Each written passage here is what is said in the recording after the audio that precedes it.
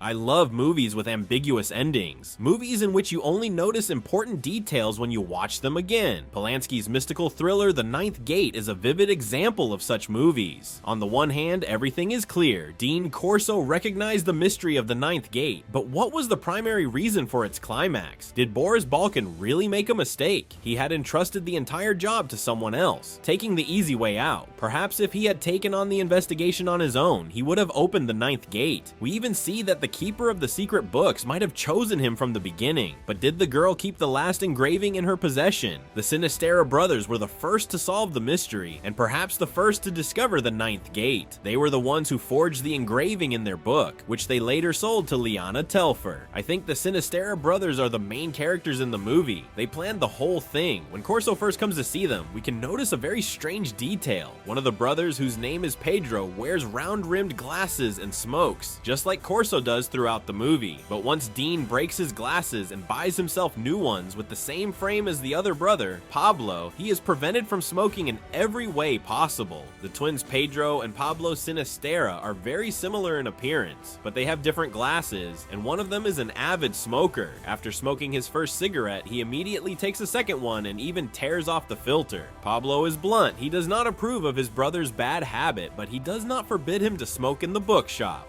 They are some of the best craftsmen. The brothers not only restore books, but are also able to replace missing pages, meaning they have access to the right paper and ink of the time. At the end, we learn that the Sinistera brothers were able to forge the 9th engraving of the book.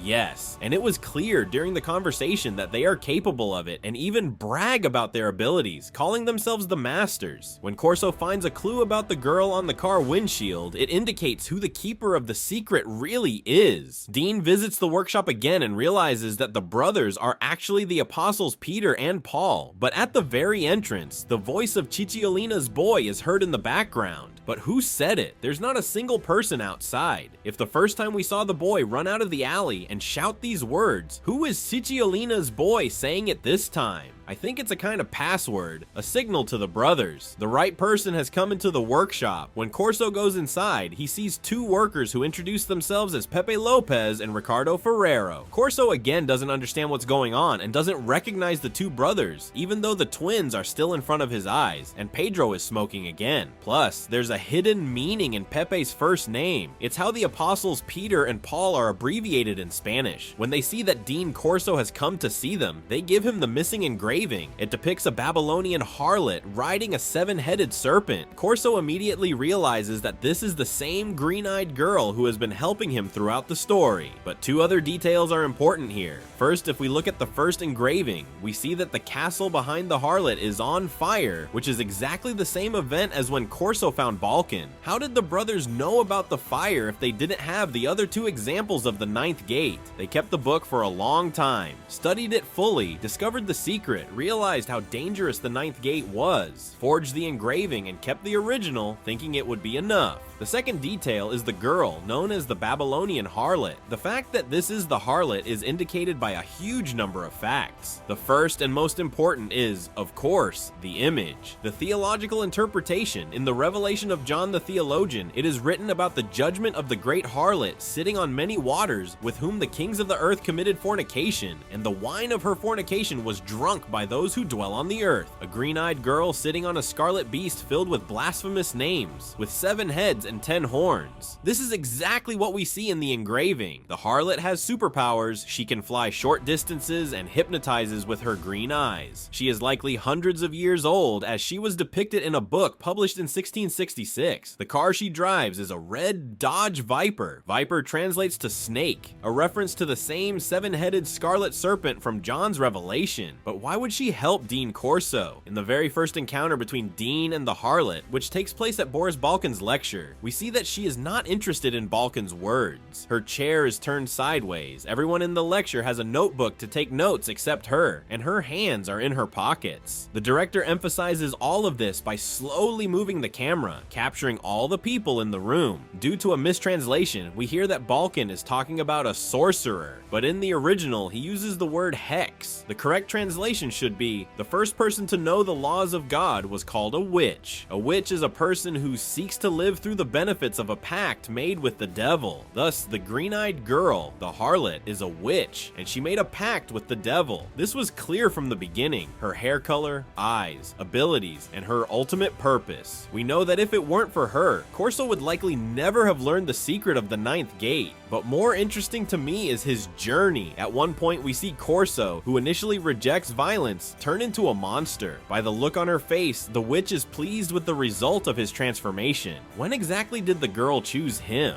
Corso doesn't believe in God or the supernatural, but throughout the movie, his behavior changes, and by the end, we see a different person.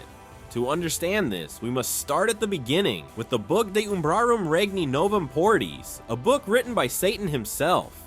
The last owner of this book was Aristide Torquia. This occultist writer in 1666 created 3 books of the Ninth Gate, in which he hid prints from De Umbrarum Regni Novum Portis. Each of the 3 books has 6 engravings by Aristide Torquia. The others are original and signed by Lucifer. You need to find all 9 of the real engravings from the 3 samples of the Ninth Gate. They form a diabolical puzzle. Balkan believes that if you decipher it correctly, you can summon the Prince of Darkness and gain powers previously unknown to any living person. His knowledge is false, based on the idea that finding all 9 prints and reciting the words spelled out at the bottom of the engravings in the correct order will open the ninth gate. But we see the other side of the coin. Corso experiences all the gates throughout the story. Let's start with the first engraving. Corso hides, in every way possible during his investigation, who his customer is and who owns the copy of the book he bought from Telfer. But this print in Balkan's copy, created by Aristide Torquia, is not original. The Baroness's book differs not only in the number of towers in the castle, but also in the inscription at the bottom. Her engraving from Lucifer reads, "No one who fights outside the rules will achieve this." Balkan is the one who initially circumvents the rules, taking the easy way out by entrusting the investigation to another. He alone believes himself to be the chosen one. Boris is unworthy of knowledge. Unlike Dean, the second image and inscription open the locked gate. The elder has 2 keys and must pick the right one to gain knowledge. Dean Corso is visited twice by Baroness Kessler. The second time, he bypasses the watchdog, the secretary, and shares his findings with the Baroness. Of course, he gets a reward for it. Kessler is thrilled that after all these years, she has learned all 3 books are different, so she lets Dean examine her copy. Third engraving, "A chosen word, may the secret be kept." The Sinistera brothers point to Lucifer's signature and say its meaning is simple: if you dare to go too far, danger will fall upon you from above. When Corso discovers the hidden secret of the book, the authorship of certain engravings, danger confronts him. But that's not the most interesting part. In the original novel, the archer looks different in other copies created by Aristide Torquia. Have you noticed yet? Director Roman Polanski intentionally changed the angel. In the Lucifer copy, one of the Sinistera brothers is drawn. It turns out that they, like the girl with the green eyes, are part of the puzzle. This means they are also centuries old, as the image of one brother appears in the book. Most importantly, he's depicted as an angel. That's how they knew what the 9th engraving depicted in the other copies. 4th engraving. Fate is not the same for everyone. A jester walks into a labyrinth. Whether you're a fool or not, fortune can smile on everyone. You just have to keep moving. In Lucifer's original, the passage to the end of the labyrinth is closed. In Torquia's copy, the door is open. Dean Corso, when he arrives at Liana Telfer's estate, sneaks through the window. He sees the target and doesn't care about the obstacles. Balkan, on the other hand, enters through the front door. Corso is wearing a robe resembling the engraving's clown jester. Balkan calls the occultist club jesters dressed in silly robes. What do you see? A bunch of clowns in silly outfits. Once again, Corso relives the events of the original engraving. Balkan, however, is on the wrong track. 5th engraving. In vain, or in vain. The engraving depicts an old man counting his gold, accumulated in vain. Death holds an hourglass. In Lucifer's original, the sand is at the bottom, meaning the old man's time has run out. No amount of gold can save him. In Aristide Torquia's engravings, the sand is at the top, implying that with occult knowledge, even death can be bargained with.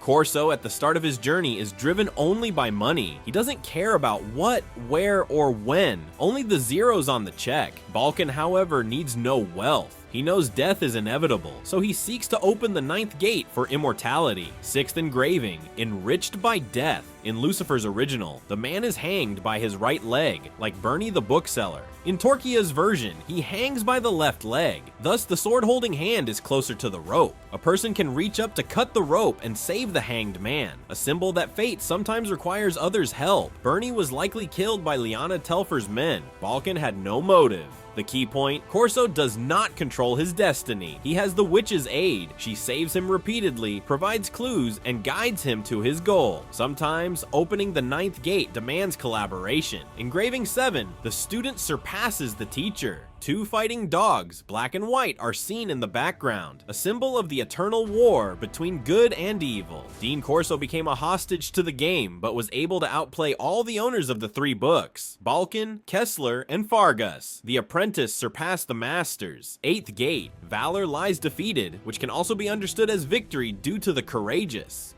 The Wheel of Fortune can be seen at the back. The victor stands at the top. In the front, a man kneels, praying for mercy. In the original Lucifer, the knight bears a halo, suggesting the monk is unlikely to be killed. Corso literally experienced this gate. The Wheel of Fortune chose him, yet he was still struck on the head. The 9th gate. Now I know that out of darkness comes light. It symbolizes that even in darkness, one can find light, and within light, a trace of darkness remains hidden. The original engraving depicts the same girl who aided Dean. She is the key to the 9th gate, choosing who is worthy to receive all or nothing. If you believe the witch chose Corso initially, she did not. Balkan also pursued his own path, but ultimately accepted faith as truth. The director portrayed a ritual where the green-eyed stranger marks Corso with her blood, subtly and sure, though occult traditions specify menstrual blood. In the end, Dean survived all 9 gates, glimpsing light in the tunnel's depths. He gained power he never sought, chosen by the Sinai's brothers and the witch. The film The 9th Gate debuted in 1999. Inverting its final digits yields the beast number 666. This motif recurs throughout. Boris Balkan inputs 666 to access his vault, and the lock's cat emblem bears triple sixes. Jose Lopez Rodero portrayed both Sinai's brothers. To craft the twins, Polanski employed motion capture, yet director Roman Polanski dubbed Paul Sinai's voice to distinguish it. Lopez Rodero also doubled as twin janitors, though makeup obscured the connection. Iconic lines endure, like, "The most loyal people are those whose loyalty is purchased for cash." Polanski's meticulous details shine. The haunting score, gothic atmosphere, and performances, particularly the witch's eerie presence. Yet unanswered questions linger, leaving room for debate. Why did Telfer hang himself? There's too little explanation. Who is the girl, and what are her goals? The lion's share of the story unfolds off-screen, leaving key moments underdeveloped. An ordinary viewer might struggle to grasp the plot or spot hidden details, like noticing a Sinai's brother in the engraving without pausing the frame. Roman Polanski admitted in interviews he was satisfied with the final film, but regretted abandoning one idea, introducing 2 spectral figures, a god and a devil, to haunt Dean Corso. Silhouettes glimpsed in certain scenes hint at this unrealized concept. As for Telfer's suicide, my theory, Balkan revealed the truth about his wife Lyanna's orgies and the cursed book. Overwhelmed by betrayal and rage, Telfer sold the book, then chose to end his life. Pure speculation, but it fits. Despite loose ends, the film's allure endures. Polanski's craftsmanship shines. The haunting score, gothic atmosphere, and performances, especially the witch's eerie presence, remain captivating. Years later, I still revisit it, dissecting its mysteries. What's your take? Share your theories below. Don't forget to subscribe. See you next time.